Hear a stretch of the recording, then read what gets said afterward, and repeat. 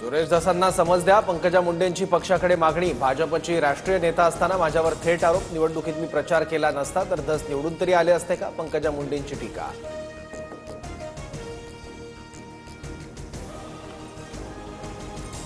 आष्टी मतदारसंघात पंकजा मुंडेंनी शिट्टी चिन्हाच्या उमेदवाराचा प्रचार केला। सुरेश धसांचा आरोप, पंकजा मुंडेंची पक्ष नेतृत्वाकडे लेखी तक्रारही करणार।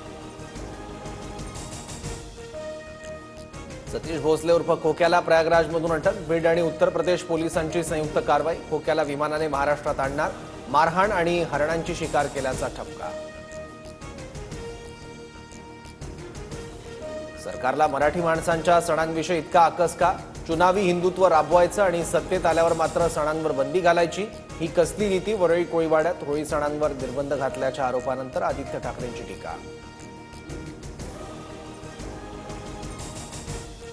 माझी काही गॅरंटी नाही, माझ्यावर विश्वास ठेवू नका, जयंत पाटील यांच्या विधानाने भुवया उंचावल्या।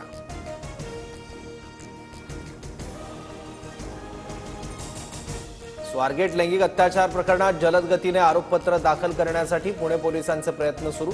आरोपीला कठोर शिक्षा करण्यासाठी विशेष सरकारी वकिलांची नियुक्ती करण्याचा निर्णय। ॲडव्होकेट अजय मिसर यांच्या नावाचा प्रस्ताव राज्य सरकारला पाठवला। लाडक्या बहिणींना 2100 रुपये देण्यावरून विरोधकांचा सभात्याग। ही घोषणा केवळ निवडणुकीपुरती होती का? आमदार रोहित पवारांचा महायुती सरकारला सवाल।